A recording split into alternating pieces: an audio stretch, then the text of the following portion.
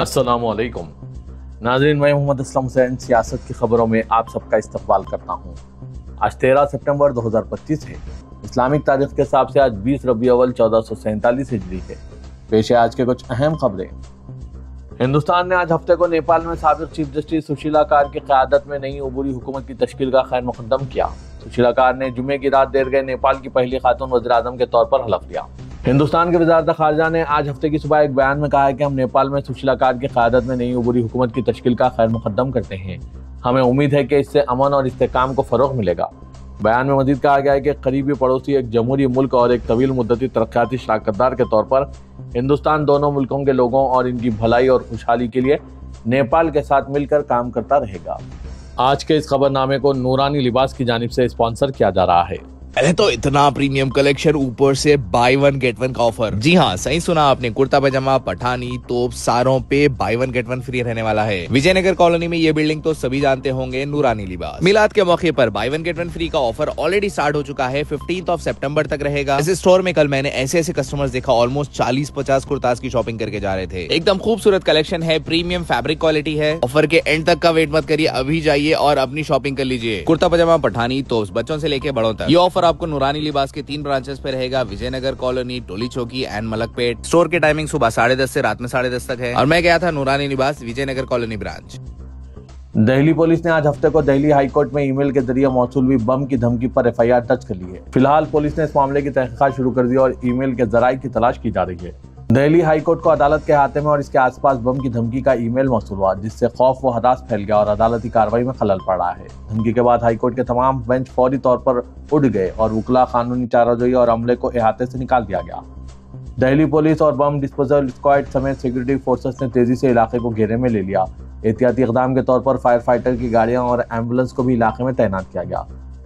सूंघने वाले कुत्तों के साथ टीमों ने अहाते की तलाशी भी ली, लेकिन कोई ममनुआ चीज नहीं मिली, जिसके बाद राहत की सांस ली गई। आज पुलिस ने इस सिलसिले में एक केस दर्ज कर लिया है और मामले की तहकीकात की जा रही है। वज़ीर-ए-आज़म नरेंद्र मोदी ने आज हफ्ते को सुशीला कार्की को नेपाल की उबूरी वज़ीर-ए-आज़म का ओहदा संभालने पर मुबारकबाद पेश की। सोशल मीडिया प्लेटफॉर्म एक्स पर वज़ीर-ए-आज़म नरेंद्र मोदी ने आज हफ्ते की सुबह लिखा कि मोहतरम सुशीला कार्की जी को नेपाल की उबूरी हुकूमत के वज़ीर-ए-आज़म का ओहदा संभालने पर मैं दिली मुबारकबाद पेश करता हूँ। हिंदुस्तान नेपाल के भाइयों और बहनों की अमन, तरक्की और खुशहाली के लिए पूरी तरह पुरअज़्म है। भारत और नेपाल की 1751 किलोमीटर लंबी सरहद है। हिंदुस्तान नेपाल ताल्लुकात की तारीफ गहरे लोगों से, रवाबित के साथ साथ मजहब, ज़बान और सकाफत में मुश्तरकात से होती है। वज़ीर-ए-आज़म नरेंद्र मोदी ने सोशल मीडिया प्लेटफॉर्म एक्स पर ये बातें लिखी है। 9 सितंबर से शुरू हुए एशिया कप क्रिकेट टूर्नामेंट में भारत और पाकिस्तान समेत 8 ममालिक खेल रहे हैं। 14 सितंबर को भारत और पाकिस्तान के दरमियान मैच है, जिसके हवाले से शायकीन क्रिकेट 2 ग्रुपों में तकसीम हो गए हैं। एक ग्रुप स्पोर्ट्समैनशिप के जज्बे का साथ दे रहा है और इन्हें पाक भारत मैच पर ज्यादा एतराज नहीं है, लेकिन दूसरा ग्रुप, जो शायद तादाद में बड़ा है, हुब्बुल वतनी के जज्बे से लबरेज है। ये ग्रुप इंडिया और पाकिस्तान के मैच के खिलाफ है। अक्सर लोगों का ख्याल है कि भारत को पाकिस्तान के साथ मैच भी नहीं खेलना चाहिए। महाराष्ट्र के सामना का इदारिया, जो शिवसेना का मुंह बोलता सबूत है, इसे गद्दारी करार दिया है। सामना इदारिया में लिखा है कि जब से मोदी हिंदुस्तान में इख्तिदार में आए हैं, आसान हिंदुत्व और आसान कौम परस्ती ने जोर पकड़ा है। हुब्बुल वतनी और दीगर चीजें सिर्फ इलेक्शन और वोट का जरिया बन चुकी हैं। अगर ऐसा ना होता तो 14 सितंबर को होने वाले, यानी कल होने वाले पाक भारत क्रिकेट मैच को ग्रीन सिग्नल देकर पहलगाम हमले के जख्मों पर नमक छिड़कने की कोशिश ना की जाती। दुबई में किस किस्म का एशिया कप हो रहा है। वहीं 14 सितंबर को Bharat Pakistan T20 cricket match बेशर्मी से खेला जा रहा है। नाज़रीन, इस मैच पर आपके क्या ख्यालात है? क्या भारत पाकिस्तान के साथ मैच खेलना चाहिए? आप अपने ख्यालात कमेंट के जरिए जरूर बताइएगा। अदालत उज़्मा ने दिल्ली फसादात केस के मुल्ज़िमीन उमर खालिद और शर्जील इमाम समेत कुछ दीगर की जमानत अर्जियों पर समाअत 19 सितंबर तक के लिए मुलतवी कर दी है, यानी इन मुल्ज़िमीन को फौरी राहत नहीं मिल सकी। उमर खालिद, शर्जील इमाम, गुलफशा फातिमा और मीरान हैदर ने दिल्ली फसादात की मुबैना साजिश से मुतालिक UAPA मामले में जमानत अर्जी दाखिल की है। जस्टिस अरविंद कुमार ने इस अर्जी पर समाअत में दुश्वारी का इजहार करते हुए कहा कि इजाफी लिस्ट की फाइलें रात में 2:30 बजे मौसूल हुई, इसलिए समाअत मुश्किल है। जबकि उमर खालिद, शर्जील इमाम, मीरान हैदर और गुलफशा फातिमा के वकला पूरी तरह तैयार होकर पहुंचे थे। दुनिया के गैर यकीनी हालात की वजह से महफूज तरीन सरमायाकारी कहलाने वाले सोने के दाम में मुसलसल इजाफा हो रहा है। आज 1 तोला सोने की कीमत 1,10,000 रुपए के करीब पहुंच गई। सोने की कीमत में 610 रुपए का उछाल दर्ज किया गया, लेकिन ज्यादा चौंकाने वाला मामला चांदी का रहा, जिसकी कीमत में तकरीबन 3500 रुपए का उछाल दर्ज किया गया। जुम्मे को चांदी की कीमत 1,28,000 रुपए फी तोला पहुंच गई थी। रियासत पंजाब में सैलाब से हालात अबतर हो चुके हैं। वहां के लोगों की मदद के लिए बॉलीवुड से पहले तो करण यानी सलमान खान ने हाथ बढ़ाया और फिर अब अर्जुन यानी शाहरुख खान ने भी हाथ बढ़ा लिया है। बॉलीवुड के किंग खान शाहरुख खान की मीर फाउंडेशन ने पंजाब में सैलाब से मुतासरा 1500 खानदानों तक इमदाद फराहम की है। मीर फाउंडेशन मुकामी एनजीओ के साथ मिलकर पंजाब के मुतासरा खानदानों की मदद कर रही है।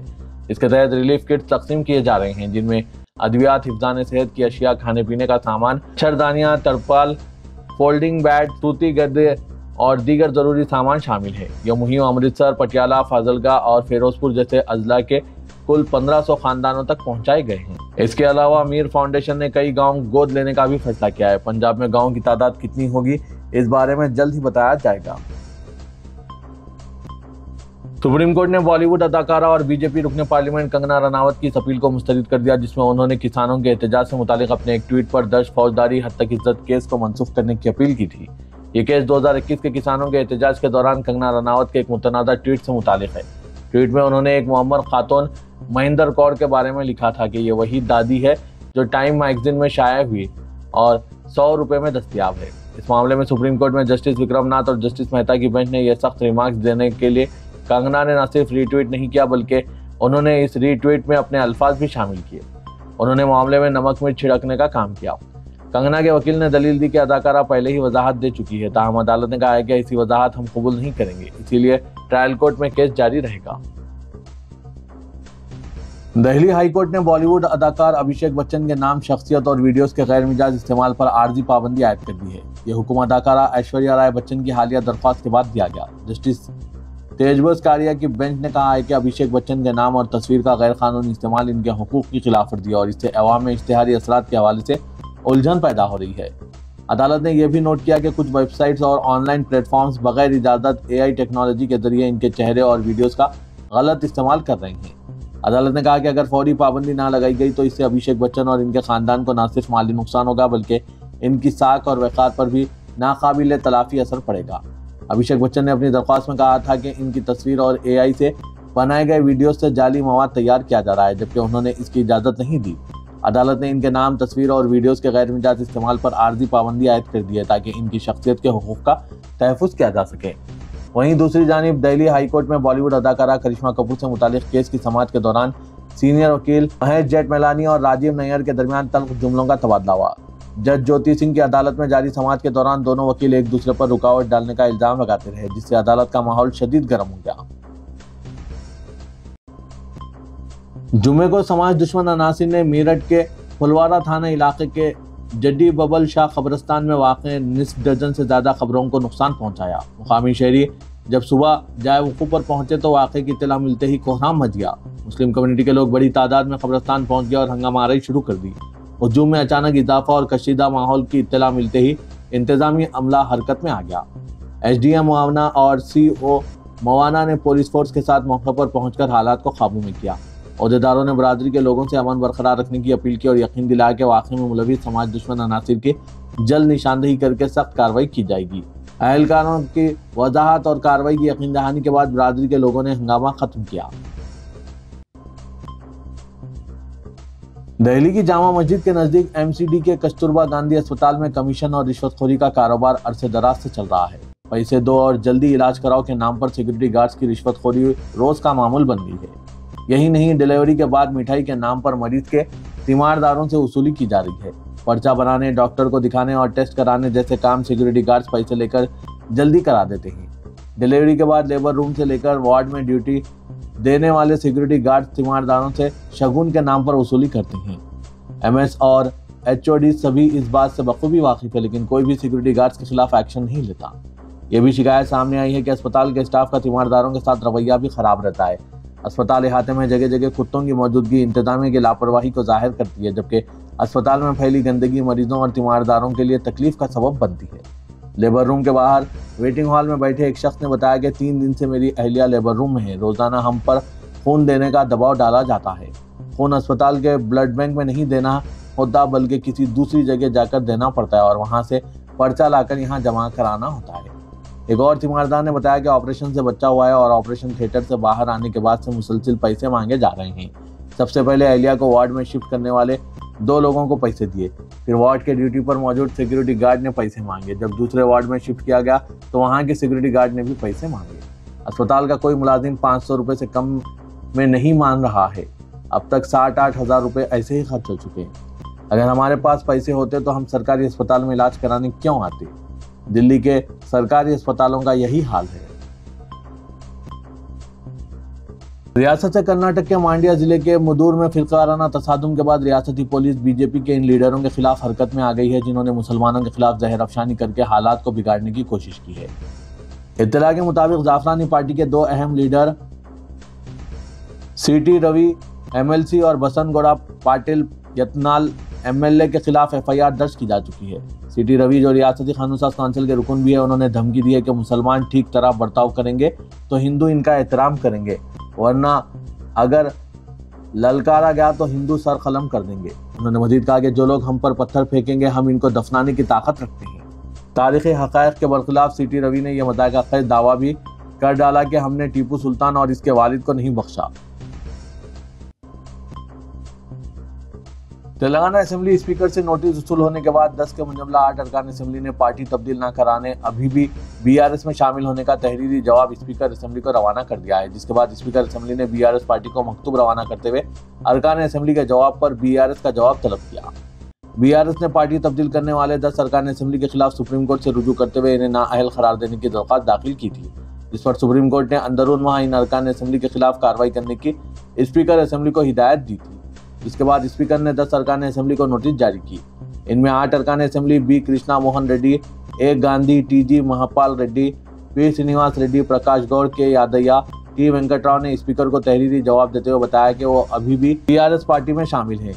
बीआरएस पार्टी के टिकट और बी फॉर्म पर कामयाबी हासिल कर चुके हैं, कांग्रेस में शामिल नहीं हुए हैं। अपने अपने असेंबली हलकों की तरक्की के लिए चीफ मिनिस्टर रेवंत रेड्डी से मुलाकात करने का दावा किया है। 2 अरकान असेंबली डी नागेंद्र और करियम श्री हरि ने स्पीकर असेंबली को मकतूब रवाना करते हुए जवाब दाखिल करने के लिए मजीद वक्त मांगा है। शहर हैदराबाद में मरकजी मिलाद जुलूस को मुकम्मल एहतराम के साथ मनाने की तैयारियां जोरों शोर से जारी है। इस दौरान पुलिस की जानिब से मिलाद जुलूस के लिए तमाम तर इंतजाम को मुकम्मल कर लिया गया है। पुलिस की जानिब से ऑर्गेनाइजर्स को डीजे के इस्तेमाल, आतिशबाजी से गुरेज करने का मशवरा दिया गया। इस सिलसिले में south zone DCP Sneha Mehra ने एक प्रोग्राम के दौरान कहा कि मिलाद जुलूस को मुकम्मल एहतराम के साथ मनाने का माहौल तैयार किया गया है। सुन्नत के मुताबिक जुलूस को मनाते हुए इंसानियत को बेहतरीन पैगाम देना होगा और ये बेहतरीन मौका है कि सुन्नत की तालीमात को बताया जाए। उन्होंने बताया कि जुलूस के रास्तों पर सहूलियात को फराहम किया जा रहा है। डीसीपी साउथ जोन ने ऑर्गेनाइजर से दरख्वास्त की कि वो जुलूस को वक्त पर निकाले। बाद नमाज ज़ोहर 14 सितंबर के दिन जुलूस का मक्का मस्जिद से आगाज़ होगा, जो बड़ा गुलजार हाउस, मदीना, पत्थरगट्टी रोटरी से दारुशफा, एतबार चौक, आलीजा कोटला, वाल्टा होटल, मुगलपुरे पर इख्तिताम होगा। उन्होंने बताया कि साल 2024 में लिए गए फैसले पर अमल किया जाएगा, जिसमें मुकर्रिरीन और उलमा, मशाइखीन और कायदीन की निगरानी में डीजे के इस्तेमाल पर इम्तना और आतिशबाजी से गुरेज करने का फैसला किया गया। नाज़रीन, मिलाद जुलूस के बारे में आपके क्या ख्याल थे? किस तरह से मिलाद जुलूस निकालना चाहिए? आप अपने ख्यालात कमेंट के जरिए ज़रूर बताइएगा। आपके कमेंट्स का हमारे नाज़रीन मुशाहिदा करते हैं, इसीलिए आपके कमेंट्स का असर बहुत पड़ेगा। आप अपने ख्यालात ज़रूर पेश कीजिएगा। बीआरएस के वर्किंग प्रेसिडेंट केटी रामाराव ने याकुतपुरे के मौला का चिल्ले में मासूम तालिबा खुले मेनहोल में गिर जाने पर तशवीश का इजहार करते हुए हुक्काम की लापरवाही और गफलत पर सख्त तनकीद की। आज सोशल मीडिया प्लेटफॉर्म एक्स पर वाक़े की वीडियो शेयर करते हुए केटीआर ने कहा कि खुशकिस्मती से मासूम लड़की बड़े हादसे से महफूज रह गई। उन्होंने कहा कि महकमा बल्दी नज़्म व नस्क के तीनों शोबे इस हादसे के लिए एक दूसरे को जिम्मेदार करार देते हुए गैर जिम्मेदारी का मुजाहरा पेश कर रही हैं। केटीआर ने कहा कि जीएचएमसी ने इसके लिए हैड्रा को जिम्मेदार करार दिया है, तो हैड्रा ने खैरताबाद वाटर वर्क्स को जिम्मेदार करार दिया है। फिर वाटर वर्क्स ने भी अपनी जिम्मेदारी ना होने का दावा कर दिया। उन्होंने कहा कि कांग्रेस के दौरे हुकूमत में कोई भी महकमा जिम्मेदारी कबूल करने के लिए तैयार नहीं है। अवाम को जवाबदा होने के बजाय एक दूसरे के खिलाफ इल्जामात आयद करने में मसरूफ हो गए हैं। शहर हैदराबाद में हुक्काम ने शदीद बारिश के बाद भारी पानी के बहाव के पेश नज़र हैदराबाद के जुड़वा ज़खायर हिमायत सागर और उस्मान सागर के लिए सैलाब का इंतबाह जारी कर दिया। Hyderabad metropolitan water supply and sewerage board ने पानी के बहाव को काबू में रखने के लिए दोनों ज़खायर के चंद दरवाजे खोल दिए हैं ताकि पानी मूसा नदी की जानिब छोड़ा जा सके। हुक्काम ने मूसा नदी के करीब रहने वाले अफराद को अलर्ट कर दिया है। सुबह 9 बजे उस्मान सागर में पानी की सतह 1749.50 फीट रिकॉर्ड की गई, जबकि इसकी मुकम्मल सतह 1790 फीट है। इस जखीरे में 2300 क्यूसिक पानी दाखिल हो रहा था, जबकि 2028 क्यूसिक पानी को 6 दरवाजे 3 फीट उठाकर खारिज किया जा रहा है। हिमायत सागर में पानी की सतह 1762.20 फीट रही, जो इसकी मुकम्मल सतह 1763.50 फीट के करीब है। यहाँ 5500 क्यूसिक पानी आ रहा था, जबकि 5215 क्यूसिक पानी खारिज किया जा रहा है। तेलंगाना हुकूमत ने गांधी अस्पताल के सुपरिटेंडेंट डॉक्टर राजकुमारी को ओहदे से हटा दिया। बताया जा रहा है कि डॉक्टर राजकुमारी की कारकर्दगी पर गुज़श्ता कुछ अरसे से इल्जामात लग रहे थे और वजीर सेहत दामोदर राज नरसिम्हा को शिकायत मौसूल हो रही थी। इसी बिना पर मुतालिका महकमे ने इनके खिलाफ ताजीबी कार्रवाई की है। सरकारी अहकामात के मुताबिक मेडिकल एजुकेशन की एडिशनल डायरेक्टर डॉक्टर वानी को गांधी अस्पताल की सुपरिटेंडेंट की इजाफी जिम्मेदारी सौंपी गई है। तेलंगाना का वज़ीर-ए-आला रेवंत रेड्डी ने कमांड कंट्रोल सेंटर में गोदावरी पुष्करलू की तैयारियों और क़ब्ल अज़ वक्त मनसूबाबंदी का जायजा लिया। वजीर कोंडा सुरेखा, चीफ मिनिस्टर के मुशीर V Narendra Reddy, chief minister के principal secretary Srinivas Rao, principal secretary महकमा एंडोमेंट शैलजा रामा और दूसरे सीनियर अहदेदारों ने जायजा इजलास में शिरकत की। यहाँ जारी करदा प्रेस नोट के मुताबिक चीफ मिनिस्टर ने गोदावरी पुष्करलू के लिए मुस्तकिल इंतजाम के ताल्लुक से कई हिदायतें जारी की। तेलंगाना में आला पेशेवाराना खानगी तालीमी इदारों के फेडरेशन ने ऐलान किया है कि अगर फौरी तौर पर फीस रिइंबर्समेंट की बकाया रकम जारी ना की गई तो 15 सितंबर से कॉलेजों को गैर मुअय्यना मुद्दत के लिए बंद कर दिया जाएगा। फेडरेशन के अरकान ने इस सिलसिले में काउंसिल फॉर हायर एजुकेशन के सदरनशीन बाला कृष्णा रेड्डी से मुलाकात की और वादे किया कि जब तक बकायाजात जारी नहीं किए जाते हड़ताल जारी रहेगी। विश्वेश्वरैया जयंती के मौके पर जहां इंजीनियर्स डे मनाया जाता है, इसी दिन को ब्लैक डे करार देते हुए इंजीनियरिंग, फार्मा, नर्सिंग, MBA और MCA समेत तमाम प्रोफेशनल कॉलेजों को बंद रखने का ऐलान किया गया है। डिग्री और PG कॉलेजेस ने भी 16 सितंबर को बंद की अपील की है। फेडरेशन ने बताया कि फीस रिइंबर्समेंट के तकरीबन 10,000 करोड़ रुपए बकायाजात हैं, जिनमें से 1200 करोड़ रुपए के टोकन पहले ही जारी किए गए हैं। लिहाजा कम से कम इतनी रकम 30 सितंबर तक जारी की जाए। कॉलेजों के बंद रहने की सूरत में तकरीबन 10 लाख तलबा मुतासिर होंगे। आज के इस कंपटीशन के दौर में हर फर्द को कंप्यूटर सीखने की जरूरत है। इदारे सियासत के महबूब हुसैन जिगर कैरियर गाइडेंस सेंटर वाक़ दफ्तर सियासत हैबिट्स में कंप्यूटर कोर्सेज का आगाज अमल में लाया गया है, जिसमें कोई भी उम्र की कैद नहीं है। कोई भी अफराद, हर उम्र के अफराद इस सुनहरे मौके से इस्तेफादा हासिल कर सकते हैं। खासकर उम्र रसीदा अफराद, बच्चे और बेरोजगार नौजवानों के लिए इदारे सियासत ने रोजगार से मुतालिक कोर्सेज का आगाज किया है, जिनमें AutoCAD, Revit, MS office, accounting packages, graphic designing, DTP, artificial intelligence, prompt engineering, digital marketing और स्पोकन इंग्लिश की तरबियत दी जा रही है। क्लासेस का आगाज हो गया है, अभी भी दाखिले जारी है। आप जो भी हजरात ख्वाहिशमंद है, इस सुनहरे मौके से जरूर इस्तेफादा हासिल करें। मज़ीद तफसीलात के लिए इन फ़ोन नंबरात पर रब्त पैदा कीजिए। फ़ोन नंबर है 9652813994, 9393876978।